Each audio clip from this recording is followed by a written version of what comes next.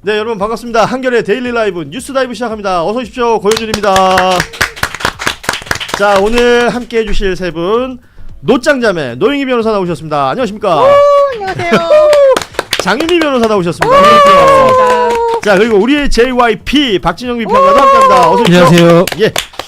자, 오늘 세 분과 함께 전혀 부담 없이 저는 오늘 같은 날은 진짜 가만히 있어도 알아서 세 분이 다 해주시니까 믿음이 너무 좋아요. 있으시군요. 예. 자, 지금 오후에 나오는 뉴스들 쭉 보다 보니까 일단은 추경호 국민의힘 의원 체포동의안 13일 보고를 하고 27일 본회의 표결을 추진한다. 이 기사가 지금 나왔고요.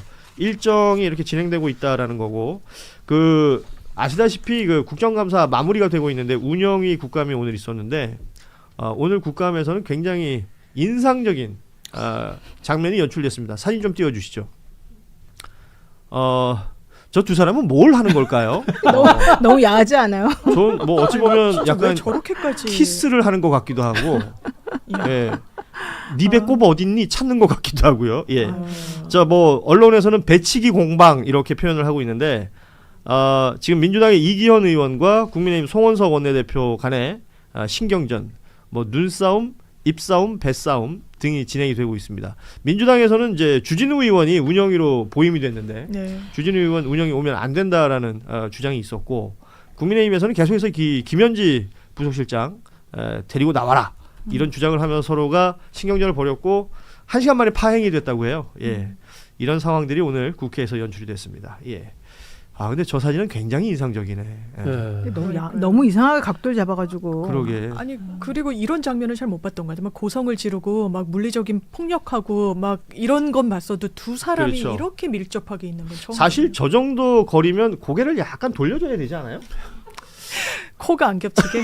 느낌은 저기 우리 야구 감독 김웅용 감독 예전에 예. 생각 선동열 감독 이런 사람이 생각나는데요. 참. 우리 이기현 의원님이 정치 경험도 많고 예. 온몸이 저기 다 근육 덩어리입니다. 그래요? 기현이 형이 운동을 정말 열심히 하는 형이에요.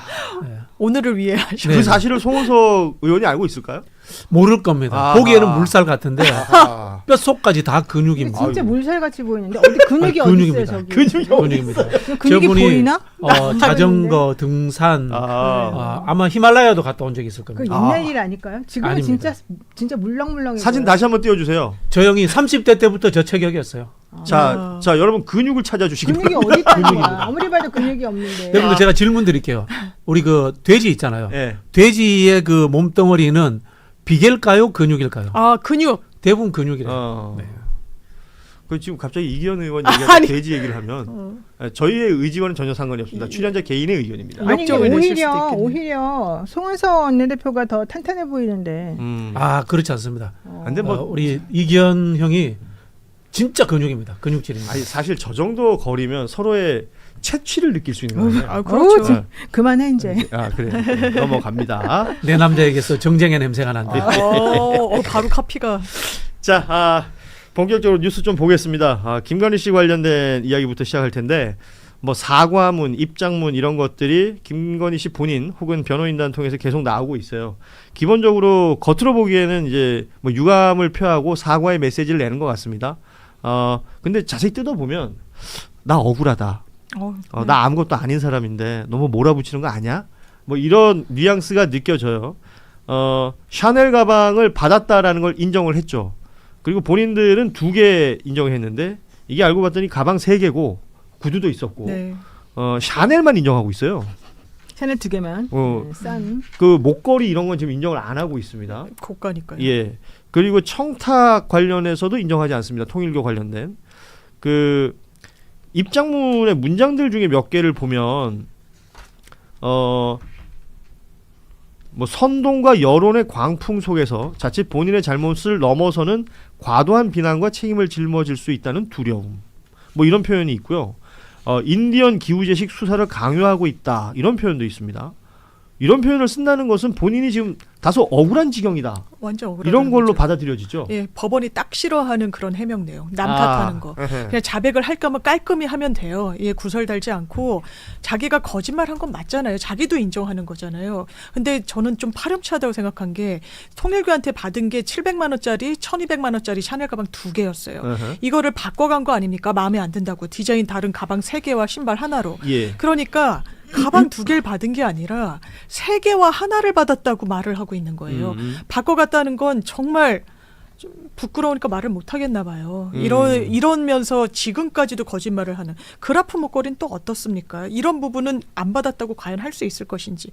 그러니까 묘하게 꾀를 낸다라는 인상을 받아요. 보석은 해놨지. 풀려나는 가능성을 좀 높여야 되니까 자백이 하나의 수단이라고 변호인한테는 자문은 받았지. 근데 그라프를 하면은 또 이거 6천이 넘으니까 이건 크게 예. 처벌받겠지. 그러니까 요리조리 빠져나간다. 지금 이 순간에도 김건희는. 저게 왜 저런 얘기가 나오게 됐느냐 경위를 제가 조금 들었어요. 예. 근데 실질적으로 지난번에 그 건진법사라는 사람이 갑자기 나 종교인으로서 거짓말을 더 이상 할 수 없어가지고 입장을 바꾸기 시작했죠. 뭐 네. 사실을 말한다 그러면서 예. 가방하고 그러니까 목걸이하고 이렇게 제출했잖아요. 예. 실물을 제출했으니까. 네, 그때 깜짝 놀랐다는 거예요. 왜냐하면 그 전까지는 이 전상배라고 하는 사람하고 유경옥이나 뭐 이런 그 김건희 측에 예. 있던 행정관들이 변호사들과 이렇게 계획을 짜가지고 우리는 이건 인정 안 하는 걸로 하고 서로는 없다 그러고 모르는 걸로 하고 인정 이런 식으로 조금 아마 작전이 좀 있었던 것 같아요. 근데 갑자기 전상배 씨가 그 약속을 깨고 다 줘버린 거예요 검찰에다가. 그러니까 그날 사실 유경욱 씨랑 정지원 씨가 나와가지고 이걸 했었어야 되거든요. 증인을 선서를 하고 예. 증언을. 근데 건진법사가 그런 식으로 나와버리고 나니까 이 사람들이 너무 놀래가지고 아하. 이제 이거에 대해서 내가 어떻게 대답을 해야 될지 그 전에 짜놓았던 계획이 다 어그러졌대요. 아하. 그러니까 그날 연락도 안 받고 증인으로도 출석하지 않고 이제 이런 예. 사태가 벌어진 건데, 근데 제가 여기서도 말한 것 같은데 실제 변호사들이 건진이 저렇게 행동하고 나면은 방어 전략이 다 흐트러지고 이제 뭐상 어떻게 할 수가 없다. 왜? 첫 번째 저런 식으로 나왔을 때 할 수 있는 거는 원래는 그 건진법사가 거짓말하는 거다. 이제 이렇게 그렇죠, 그렇죠. 일관적으로 말을 해줘야 되거든요.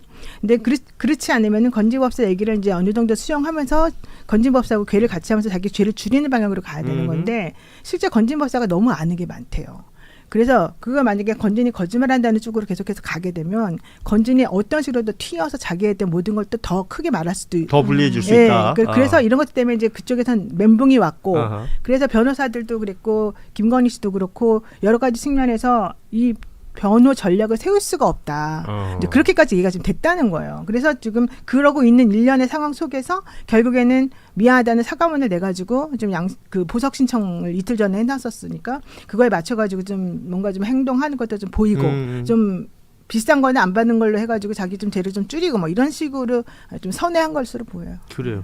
그 최재형 목사한테 그 디올백 받는 네. 것은 영상으로 아예 찍혀 있지 않습니까? 그렇죠, 있죠. 근데 그 상황에 대해서 예전에 왜 윤석열이 그런 얘기한 적 있어요. 뭐 박절하지 못해서 네, 네. 비슷한 주장을 합니다. 성의를 무시하기 어려워서 받은 디올 가방, 이를 몰래 촬영한 영상 등 일련의 사건을 겪으면서 정치인의 배우자로서 언제든 의도치 않은 함정에 빠질 수 있다라는 것을 깨닫게 됐다. 네. 이런 말을 합니다. 그리고 이게 뭐 탄핵 구속 이런 것들 겪으면서 절망적 상황에서 순간 잘못된 판단을 했다. 그러니까 앞에 거짓말했던 것들에 대한 변명을 이런 식으로 해요. 그러니까 의도치 않은 함정이라는 표현을 썼어요. 그리고 여론의 광풍이라는 표현도 쓰고. 그러니까 자기 탓을 하는 게 아니라 남 탓을 하고 있는 듯한 모습을 보이고 있거든요. 그리고 이제 교활한 짐승을 잡을 때 함정을 파지요. 네. 근데 그 교활한 짐승이 함정에 왜 빠집니까?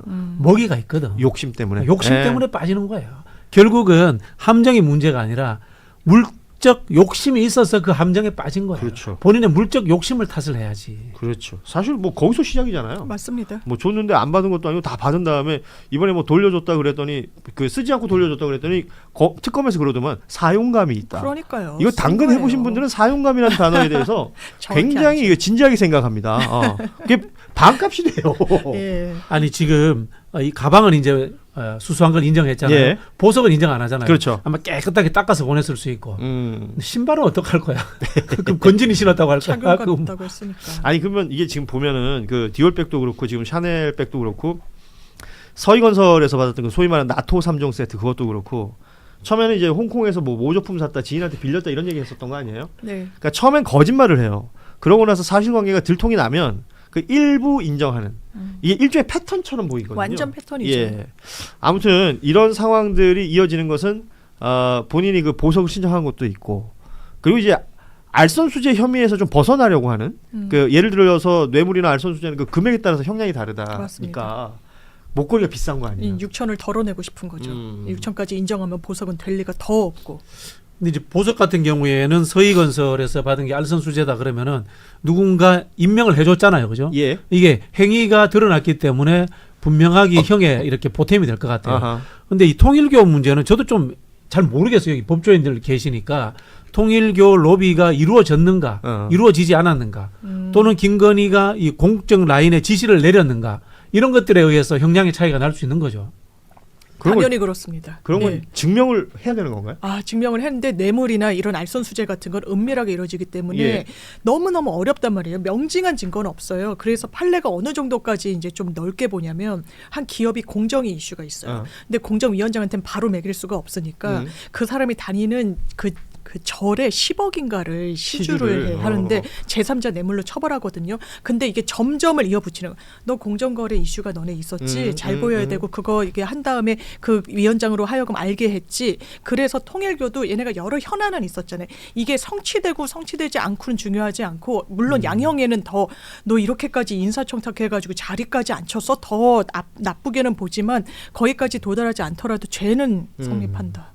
그러니까 말하자면 서희건설 그 회장 사위가 국무총리실 가서 일을 하고 했던 것도 결국은 그런 어떤 일종의 대가성 아니었느냐. 매관매직 얘기를 했었던 건데 이런 것들을 보자면 뭐 이게 한두 개가 아니라서요. 그 외에도 지금 수많은 정황들이 쏟아져 나오고 있고 김건희 씨 관련해서는 뉴스가 나오면서 SBS 단독 보도로 나온 그 의문의 남성 A 씨, 뭐 어디서는 이모 씨, 어디서는 이땡수 씨, 뭐 심지어 이제 본명을 다 얘기하고 나오는 방송들도 있던데 일단 이준석 대표하고 이름이 비슷하더라고요. 예, 거기까지. 어찌됐건 이 남성에 대한 관심들이 높습니다. 왜냐하면 SBS 보도 내용 중에 개인적으로도 밀접한 관계였던 것으로 결론 내렸다. 특검에서 그렇게 내린 것으로 보도를 했어요. 그러니까 개인적으로 밀접한 관계라는 이런 표현, 그리고 뭐 판도라 폰, 의문의 남성 이런 표현들이 좀 자극적이고 선정적일 수 있죠. 그리고 또 하나 압수수색을 하러 갔던 경찰이 여기서 이 사람을 그러니까 압수수색 영장만 들고 갔는데 집에 이 사람이 있었던 거죠. 그래서 이 사람 확인해 봤더니 음주운전으로 수배가 돼 있었던 사람이고 그래서 이걸 어떻게 체포를 하려고 했더니 2층에서 뛰어내렸다는 거 아닙니까? 도망갔다는 거 아니에요? 예. 못 잡았다. 베란다에 튀었다. 경찰이 이렇게 들이닥칠 때 튈 수 있다는 건 준비를 만반을 했다는 거 아니겠습니까? 몸이 근육질이라는 뜻이기도 하겠는데요. 아까 처음부터 나왔던 근육질. 오늘 근육에 꽂혔어. 근데 이 느낌은 SBS 보도스럽다라는 느낌이 드네요. 뭔가 사건 엑스파일 이런 느낌이 좀 나고. 이 남성은 일단 어떤 남성입니까? 일단 무자본 M&A로 형사처벌을 받은 전력이 한 3-4차례 있다라고 알려져 있고 김건희 씨와 관련해서도 밀착한 게 왜냐하면 우리가 보도를 통해서 김건희의 찐친은 건진이구나 생각했는데 건진을 소개해 준 사람이에요. 그렇죠. 그러면서 건진에 대해서 무당이라기보다 로비스트다라는 평가를 했고 애널리스트 출신이라서 김건희의 도이치모터스 이 수사와 관련했을 때 수사선상에 올렸었고 피의자로 입건됐었고 김건희 계좌를 관리했었던 부분까지 검찰이 파악했음에도 불구하고 불기소가 됐던. 근데 그 수사가 다시 재점화되면서 압수수색의 대상이 된 그런 인물입니다. 그러니까 그렇게까지 당시에 그러니까 소위 말해서 이제 약간 봐준 것 같은 정황들이 확인되는 거잖아요. 그 건에 있어서 김건희 씨하고 이 의문의 남성만 불기소였던 거 아닙니까? 그렇죠. 그러면 이 사람이 이렇게 지금에 와서 이렇게 뭐랄까 전면에 나온다는 건 뭔가 새로운 페이지가 열릴 수도 있는 거예요? 그게 내가 봤을 때는 그거 같아요. 김건희 특검이 사실 지금 약간 궁지에 몰렸거든요. 김건희 특검이. 왜냐하면 그때 한문혁 검사라든가 이제 당시에 있었던 사람들이 김건희 뭐 관련해 가지고는 수사를 못하면서 이종호 씨 뭐 이런 사람들하고 같이 밥을 먹었네 안 먹었네 이제 이 사진까지 나오고 그 수사의 공정성이 이제 문제가 됐었잖아요. 그래서 사실은 한문혁 검사가 다시 돌아가게 됐고 그리고 나면은 이제 그 당시에 있었던 게 이 특검이 어떤 비상장 주식에 투자를 해서 1억 상당의 돈을 벌었는데 딴 사람들은 다 손해를 봤고 근데 이 특검이 돈을 번 그 주식이 바로 또 김건희가 돈을 버는 그 그랬었죠. 주식이다. 예. 이게 막 겹치니까 사실 특검 입장에서는 매우 부담스러운 상황이었는데 그래서 이 사람들이 돌파구로 생각한 게 도이치모터스 사건을 우리가 다시 제대로 수사하겠다. 그랬던 거잖아요. 그래서 지금 도이치모터스 사건 수사하려면 그때의 그 재판까지 다 확정 받아서 끝났는데 안 된 사람들이 2명 있잖아요. 예. 그게 누구냐? 김건희하고 이 이준수라는 사람이죠. 예. 근데 물론 이준수하고 김건희만 있는 건 아니에요. 딴 사람도 있지만 어쨌든 제일 핵심인 사람은 이준수라는 사람이었고 그게 마침 지난번에 건진법당에서 찾아왔던 2012년 3년 때부터 김건희가 사용했다던 그 옛날 그 전화기. 구형폰이란 말이에요. 근데 그 구형폰에 대한 이 포렌식이 다 끝나고 그러니까 현실적으로 이제 이런 것들이 무르익어가지고 이걸 가지고 한번 내가 그러면은 좀 수사를 해봐야 되겠다 이렇게 생각했던 거예요. 굉장히 많은 양의 문자 메시지가 나왔다는 거잖아요. 뭐 그러니까 아까 얘기하셨지만 몇백 개라도 건진을 소개해준 정황. 그리고 그 건진과 뭐 관계성을 확인할 수 있는 듯한 여러 정황들 결국 뭐 포렌식을 했다는 것이고 이게 따지면 남부지검이 압수수색했을 때부터 보면 뭐 작년부터 되는 거고 그 이후에 특검이 들여다본 것부터 시작해도 몇 개월이 지난 건데 지금 와서 이렇게 뉴스가 된다. 이거는 지금 우리 노희 변호사 말씀하신 것처럼 그러니까 특검이 새로운 카드를 꺼내놨다. 이렇게 평가하는 게 맞을 것 같아요. 그렇다면 그 당시에 남부지검 수사라든가 그 전에 검찰 수사는 봐주고 제대로 안 했다. 그러니까 뭔가 있었다, 그렇죠. 뭔가 완전히 있었는데. 다 까고 있지는 않았다는 거죠. 그렇죠. 이제 그렇게 예, 해석이 되는 거고요. 그리고 이 사람이 윤석열 내란 당시까지도 김건희와 통화를 했다는 거 아닙니까? 예, 연락이 됐다는 거예요. 그러면은 주가 조작 그다음에 내란 당시는 정치적 행위잖아요. 예. 김건희의 정치, 사회적, 경제적 행위에 대해서 상의하는 사람이다. 이렇게 이제 우리가 해석할 수 있는 거죠. 어떻게 보면은 뭐 연예기획사의 매니저 같은 뭐 그런 사람 아닌가라는 생각이 드네요. 근데 이 사람은 그거래요. 그 도이치모터스 주가 조작 관련해 가지고 연루도 돼 있고 되게 핵심 인물인데 그 건호사하고 싸워가지고 중간에 나와버렸다는 거예요. 그래서 처음에는 한 팀이었다가 실질적으로 사실은 이득을 얻지 못했고 직접적인 거래를 했는지 안 했는지에 대한 증거가 정확히 없었고 이 사람은 그 김건희 씨의 계좌 DB증권인가 뭐 그 계좌를 관리하던 사람으로서 하다가 이제 중간에 나가버렸. 그때 이름이 등장했었던 거죠. 그랬는데 이제 그때 지명수배되고 이제 막 도망가고 이랬는데 제 생각에는 도이치모터스에서 그 건호수를 잡는데 이 사람이 좀 증거를 제출하고 자기는 플리바게닝식으로 해서 빠져나간 게 일종의 아닌가. 주고받는 식으로. 네, 이제 그렇게 생각이 좀 들고요. 그 당시에도 왜냐하면 피의자로서 신문조서를 작성해야 되는데 그건 작성 안 하고. 뭐 조서가 없다면서요? 네, 그냥 다른 죄명으로 변호사법 위반에 관련된 위반. 것만 있다 그러는 거 보면 이건 분명히 검사하고 이제 뭔가를 한 거거든요. 그래서 이 이준수라고 하는 사람이 근데 더 적극적으로 이 사람을 찾지 않았던 이유는 김건희한테 너무 밀접하니까 사실은 못 찾은 거죠. 만약에 이 사람을 건드리게 되면 김건희가 줄줄줄 딸려 나오는데 그거를 안 하는 것 자체가 되게 부담일 거 아니에요. 전 정권에서는 그랬던 것이고. 그래서 이제 이번에는 그걸 뒤집어 엎어가지고 새롭게 뭔가 나와줘야 되는 거죠. 그렇다면 이 인물로 하여금 저는 다시 들여다봐야 되는 건 도이치모터스 사건을 봐줬던 그 검사들. 그렇죠.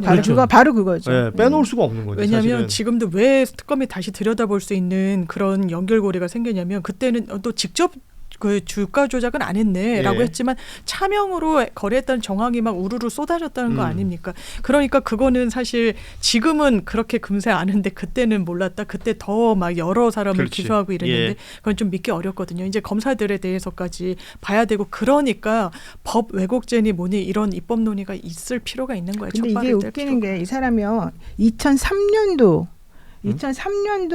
9월 달에 머니투데이 기사가 하나 있어요. 이 사람 관련된? 네, 2003년.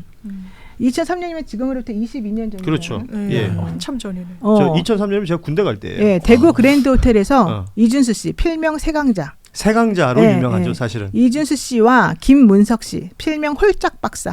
주식할 때 세강자라는 유명한 사람. 그 닉으로 주식하는 사람들한테는 제법 유명했던 바로 이 사람인데 이 사람이 대우증권에서 이 2명을 불러다가 투자 설명회를 개최했던 거예요. 대구 그랜드 호텔에서. 게다가 대우증권이 언제 이야기야 진짜. 그러니까 진짜 예전 얘기네요. 그리고 이게 대구 그랜드 호텔에도 유명한데 거기서 했는데 문제는 이 사람이 정말 놀랄만한 게 뭐냐면 실전 투자 대회에서 이 사람이 그 당시에 4,650% 수익률을 올렸죠.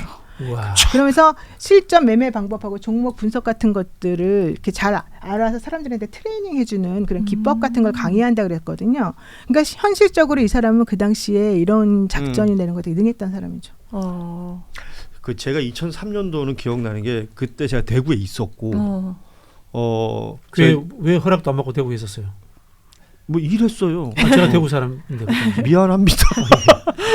그러다가 제가 30 다 돼가지고 그 해에 군대를 갔거든요. 그러셨군요. 그 그랜드 호텔이라는 것은 대구에서도 가장 큰 호텔 중에 하나고 그러니까. 거기서 이렇게 대규모의 행사를 할 수 있는 그때만 해도 유명했던 사람인 거죠. 그러니까 오피셜하게 대구 인터블고 사실은 그때는 인터블고 생기기 전인 것 같아요. 그러니까. 아니, 그전에 그랜드 인터블고가 호텔이 제일 월드컵 컸어. 때 생겼으니까 있긴 있었어요. 있었어요. 그때 그게 왜 인터블고가 왜 중요했냐면 그때 정치권에서 로비를 했는데 카지노 사업한다. 그러니까 거기도 그 스페인에 있었던 권 회장이라는 사람이 뭐 그런 내용들이 다 연결되는 건데 이 세강자라는 이름으로 일종의 뭐 주식 카페 같은 거 이런 거 운영을 하고 그렇구나. 그랬었거든요. 그리고 말씀하신 것처럼 무슨 주식 투자 대회 이런 데서 엄청난 성과를 냈던 그런 사람으로 막 유명했던 인물들이고 그런 사람이 결국 돌고 돌아 주가 조작에 들어갔던 것이고